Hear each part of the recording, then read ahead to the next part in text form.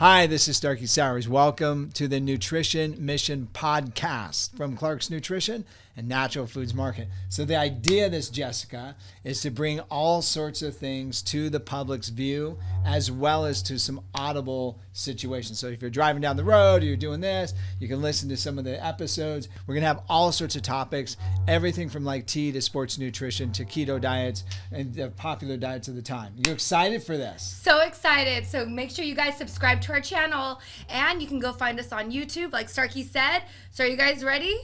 All right. We're all about the Nutrition Mission. All right, so welcome again to another Nutrition Mission episode. This particular series is about nootropics, and we're going to probably do maybe three series on nootropics because it's such a big world. I think it's ultimately worth going at least 3, maybe 4. We'll see what happens. All right, that said, here's the deal. What is nootropics? So I wrote this out today. This is my own definition of nootropics.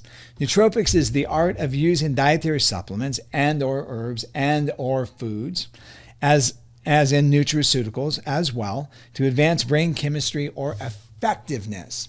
There used to be a word for this, and it was called anti-aging of the brain, right? So that just seems old, and most of those guys are probably, old at this point, right? But in the 70s and 80s, that was the idea is let's do an anti-aging combination of nutrients to basically prevent our brains from aging. I think nootropics goes a little bit further, and what it does is it accentuates us using nutrients for other things such as intelligence, smartness, prevention of Alzheimer's, as well as like for whatever maybe mood or stability. There was a book that was written back in the 90s. It was called Smart Nutrients. So a lot of the smart nutrients I've got with me, and we're going to go through those specific things. But I would like to lay a foundation as usual. I like to look at the old school, and then we'll look at some of the new school. A lot of the old school obviously was new school at one point.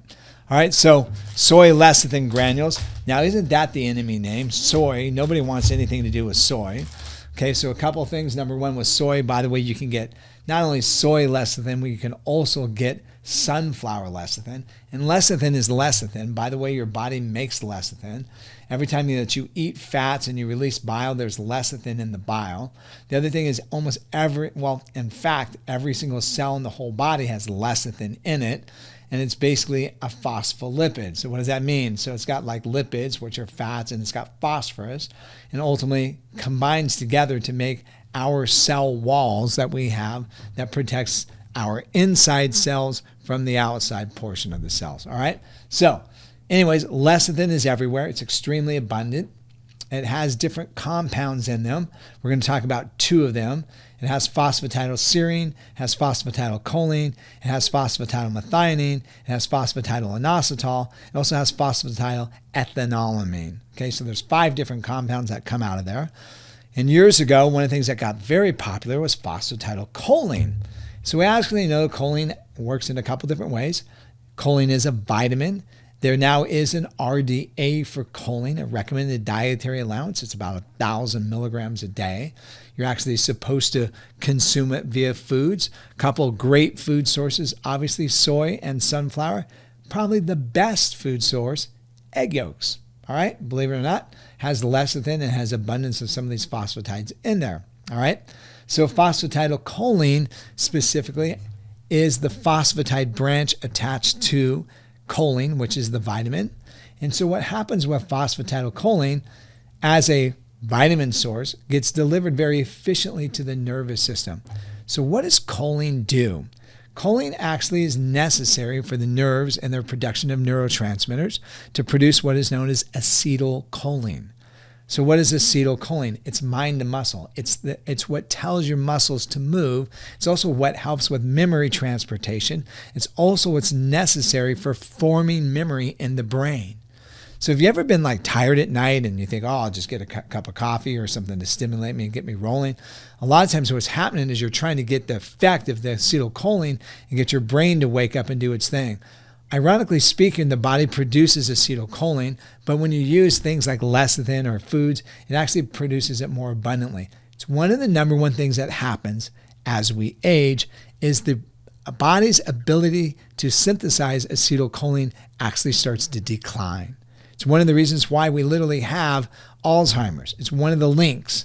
So when we think of links of Alzheimer's, we want to always look and say, oh, it's this or it's that. It's like one silver bullet. It's not. It's a myriad of many things, including like insulin balance issues, as well as other complications such as cortisol, things of that nature. So we won't go into this. This is an Alzheimer's moment, but we'll eventually do one. So that said, phosphatidylcholine helps to nourish and prevent you from having the breakdown in acetylcholine. If you're an athlete, it's critical, it's abundant, and it works well. It's one of the reasons why for so many years, athletes would take tablespoons of lecithin. I can hear you guys now saying, oh my God, you took lecithin.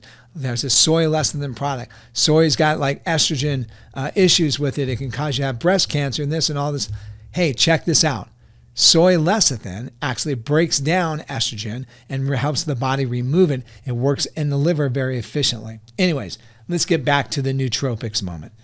Phosphatidylcholine. What does it do? When used on a regular basis, I recommend this for people that are cramming for a test.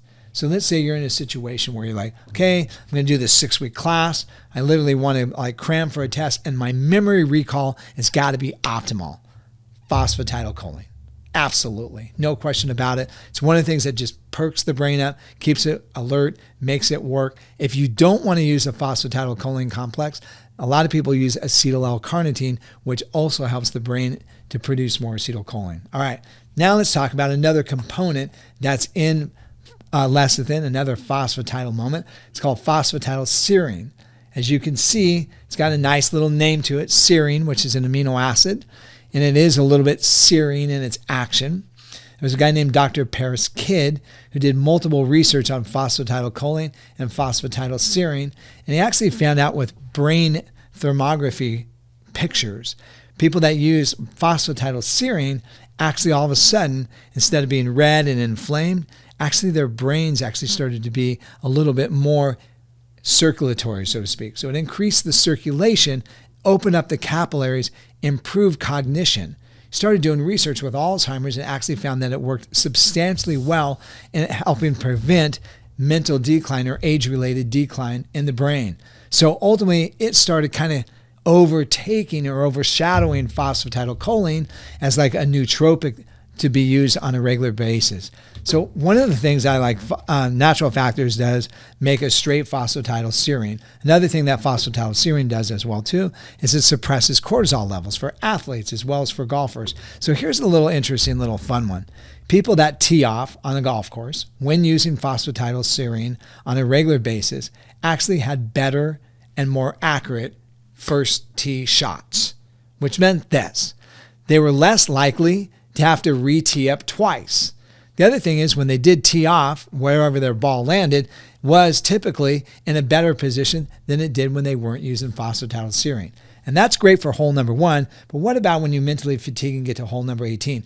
Well, exactly the point. As you progressed in the number of holes, the actual accuracy seemed to stay consistent. If you're a golfer, you definitely might want to consider phosphatidylserine. Where does it work? Great for brain cognition, great for right and left hemispheres of the brain to be able to connect, and be able to help with memory transportation, as well as just keeping your brain young. We're going to look at a compound towards the end, NeuroQ by Dr. Bredesen. This is a formula. He actually wrote a book called The End of Alzheimer's. It's one of the ingredients that he puts in his formula. Before we get too far, I want to talk about neurotransmitters. Neurotransmitters, as we were talking about phosphatidylcholine, things of that nature, what it does is they connect the nerves. So think about this. Every time you go into a room, you turn on a light switch, right? So what happens is the electricity is sitting on one end, but until you flip the switch, it doesn't get to the light bulb. Okay? Neurotransmitters are the same way. You have nerves that literally are maybe like a 1/4 centimeter long. You also have nerves that are up to 18 inches long. And what they do is they conduct a nervous pathway. So think of the internet. Think of like you go on your computer lights up, then basically sends a message. It goes to a branching station. A lot of times people have heard about Cisco engineering, stuff like that. And what they do is they branch and connect different portions of the internet. So you're going through channels all the time with electrical impulses. Your body is exactly the same way. So if you're going to like flex a bicep, or you're going to run, or if you're going to think, okay, I'm reading this, I got to memorize this. Those are all neurotransmitters that are making that happen. So it's like the light switches that are going on and off in your body, and they've got to activate. Well, here's the deal. When you go from one nerve to the other nerve, what happens is there's like this glue that's in between. So if you don't have sufficient amount of that glue, you end up with what we call like ADD, ADHD situations that are accentuated. So what happens is that glue kind of holds those neurotransmitters in place, prevents them from being erratic. So you're not in a situation where you're like, oh my God, what am I doing? And you're just like kind of shattered all day long. So two substances build it the best more than anything else. Number one, DHA. It's the reason why essential fatty acids are essential. You've got to have essential fatty acids in the fish oils, and obviously you can get algae sources as well too. But DHA helps to normalize those neurotransmitters and produce the glue or the stickiness. The other one is omega-6s. But specifically in that omega-6, because you all hear about how bad omega-6s are. Believe it or not, omega-6s are good, omega-3s are good. It's the balance between omega-6s and omega-3s that become critical. It's the unsaturated fatty acid GLA found in borage oil as well as evening primrose oil. And what it does, it also accentuates that stickiness. We actually had a lady come into town one time when ADD first became a topic of conversation nutritionally, and she had worked extensively in clinic research, actually showing the DHA as well as the GLA that's from evening primrose oil worked exceptionally well in stabilizing those neurotransmitters, stabilizing the mood. Definitely a go-to for sure. Now let's talk about going to the next level and improving memory transportation and working in different situations. So Ginkgo hits the racks for sure. Ginkgo's been on the market for years. By the way, Ginkgo's nothing new. Okay, yes, it's new. Yes, it's old. Ginkgo started coming around in the 80s. By the 90s, there's 295 research papers on Ginkgo. When it comes to ratings, like a 1-star, 2-star, 3-star, 5-star, it's probably a 5-star plus to 10. There's more research on Ginkgo than anything else. The complexity is this. You got to get good Ginkgo. And so ultimately when you buy Ginkgo, you want to make sure that it's got an extraction of like 50 to 1. You also want to make sure that it's a good quality company because there is junk Ginkgo. Okay, it's definitely available. So what happens with Ginkgo biloba is this. It helps increase cerebral circulation. So it helps with blood circulation, especially for somebody who doesn't work out regularly, somebody who's maybe more sedentary. What happens is that blood circulation becomes critical. Here's what I do know is this. If you're not active and you're not working out, and you know I'm going to hit you up on that. But the biggest thing is if you literally go for a 15-minute walk a day, your chances of reducing Alzheimer's just went up like 35%. 15 minutes. Everybody can do 15 minutes. I just don't see any way that you couldn't. Obviously, if you have limitations, like maybe you're like in a wheelchair or something like that, maybe pool exercise would be a great way to go. But exercise on its own by increasing cerebral vascular circulation becomes paramount for preventing mental decline. Well, guess what? Ginkgo is one of those answers. It does a couple things. First of all, it's antithrombotic, which means that it increases the blood platelet circulation. So what does that mean? Well, a lot of times with thrombosis or with bad diet and things of that nature, not digesting fats, the red blood cells will stick together. And it's called ReLU. So the problem with that is when they try to get into the capillaries, they literally can't jam themselves into it. Because remember, a red blood cell has to fold in half to get in there, and it causes it to squeeze out the oxygen. Well, when they ReLU'd or they stick together like pearls on a string, they can't get in there. So Ginkgo is a substance that kind of breaks them up, especially in the brain. So it helps with cerebral circulation, helps with increasing acetylcholine levels. Very effective in working in a couple different ways. Definitely blood flow. One of the other issues that it works with is what they call intermittent claudication, which like is leg pain and things of that nature. All right, so let's move on. Let's look a little bit different. Let's look at a substance called Vinpocitin. So Vinpocitin is very interesting. Vinpocitin, actually, all sorts of fun little studies about it. Once again, cerebral circulation, cerebral vascular, things of that nature. So what happens with Vinpocitin is this. A bunch of research with cerebral vascular disease issues, which is like atherosclerosis in the brain, as well as maybe there's been injury to the brain, things of that nature. Vinpocitin, very effective in this situation. So let's say you're a stroke patient and you think, oh, I want to use that. You definitely want to connect with your doctor before you use something like this. Make sure that you're going to connect with him. Make sure that he thinks it's okay. But that's one of the areas where Vinpocitin has a tendency to shine, and it's very effective with working with impaired issues of that nature. All right, one of the new kids on the block is Bacopa. Although it's not new, it's been around for years in India. I'm going to read a little fun little things about Bacopa right here. It says, this meta-analysis suggests that Bacopa has the potential to improve cognition, particularly speed of attention. It's the reason why it's becoming so popular. By the way, this was a meta-analysis. I found it on PubMed. All right. And so what is a meta-analysis? Where you take like 50 or 60 studies and you crunch it all together and you extrapolate out the best or the worst parts, so to speak. So ultimately, it improves cognition, particularly in speed of attention. So if you want a quick brain moment, you definitely want to consider Bacopa. What I like about Bacopa is it doesn't seem to overstimulate my brain. I call it hot brain. Sometimes I'm just overstimulated and it feels like I'm almost like on speed or something like that, right? So Bacopa doesn't do that, all right? So attention, well-designed head-to-head trial against existing medications will provide definitive data on efficiency and health and dementia and stuff like that. They did some head-to-head studies showing that very effective in a lot of areas of dementia, onset, things of that nature. Awesome stuff. All right, let's talk about AlphaGPC. We probably should put that over in this category over here. AlphaGPC is in a choline formula, and what it basically does, two things. Number one, AlphaGPC, believe it or not, great for improving the amount of acetylcholine in the brain and also helping with athletic endeavors, helping with one rep maxes on bench press and other different things. Really cool formula. It's one of the things that is very structurally similar to acetylcholine, so it gets into the brain very rapidly and works very effectively. All right, let's talk about Huperzine A. Another interesting one. I found this information. It's an abstract. It's an alkaloid found from club moss. We know about that. It's Chinese club moss. Been used for centuries. It's a nootropic that goes back centuries. When we talk centuries, we're talking hundreds of years. In Chinese folk medicine to treat dementia, the effects of the alkaloid has been attributed to its ability to inhibit the cholinergic enzyme acetylcholine esterase. What does that mean?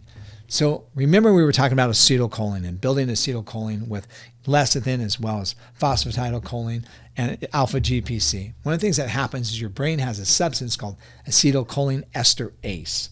And what it does is it breaks it down. Well, remember I was talking about fatigue late at night and you want to grab that Coke or whatever or something with caffeine to perk your brain back up. Your acetylcholine esterase is working. It's shutting your brain down, getting ready for you to go to sleep, et cetera, et cetera. So what happens in this particular situation, Huperzine A actually prevents you from breaking down so you stay mentally alert for a longer period of time.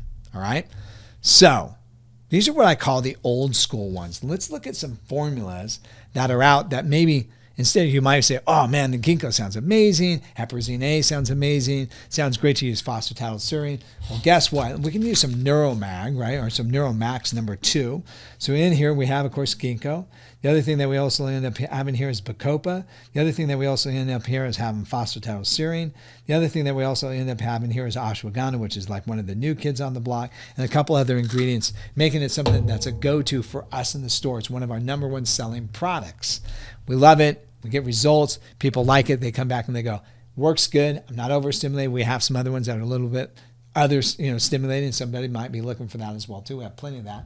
And finally, NeuroQ. As I was saying, Dr. Brendanson actually did a study on this stuff. So he actually wrote the book. It's called The End of Alzheimer's. And he basically stated here's the deal. You might know somebody that survived cancer. You might know somebody that got cured from cancer. But you don't know anybody that's been cured from Alzheimer's. Okay? No question about it. So he writes the book and says, check it out. I've got people that I've cured from Alzheimer's. Okay? He made the claim, not me. Ultimately what happens, he writes the book, comes out with a supplement program. He recommends a keto diet. He recommends MCT oils. He recommends fats. He recommends all these different things that the body needs, which is great.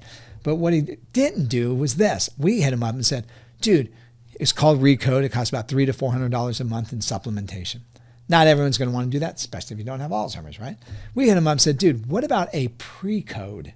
Why don't you make something for us that just want to be mentally cognitive and prevent ourselves from getting Alzheimer's, right? My mom died of Alzheimer's. Not a good thing, right? So he comes out with the formula and the combination. He used green coffee bean extract, which, by the way, not only helps with acetylcholine production, it's anti-cholerogenic. The other thing it does actually has been shown to actually increase the neuro growth in the brain. So then he put in phosphatidylserine, put in glucocola, which is an old classic Chinese herb. It said that elephants eat this on a regular basis. That's why their memory is so amazing. The other thing it has is turmeric, propolis, and the other thing is a combination blended together, giving you the perfect balance that's going to make this stuff work. I use this stuff. Now, here's the deal. You buy this stuff, you go online, you take a computer test before you take it. Boom, boom, boom. Use the tab button, some of the other different buttons like the Control Alt and different things like that. And you take this neuro test, come back 3 months later after using it, take it again. Mine went up substantially in areas that I was deficit in, so to speak. So it made it an absolute difference. It's an item that I use. I like using it like 3 or 4 times a week. It's a little much for me to use all the time because I'm always taking so many other different things. But ultimately, this ends up being one of my favorite ones to use. All right. So the next nootropics moment, we'll get into some of the amino acids and other different things that are out there. But I think this lays a foundation of some of the old school and some of the stuff that's been around for a long time, as well as some of the new schools, bringing it together. Thanks again for watching another episode of the Nutrition Mission, brought to you from Clark's Nutrition and Natural Foods Market.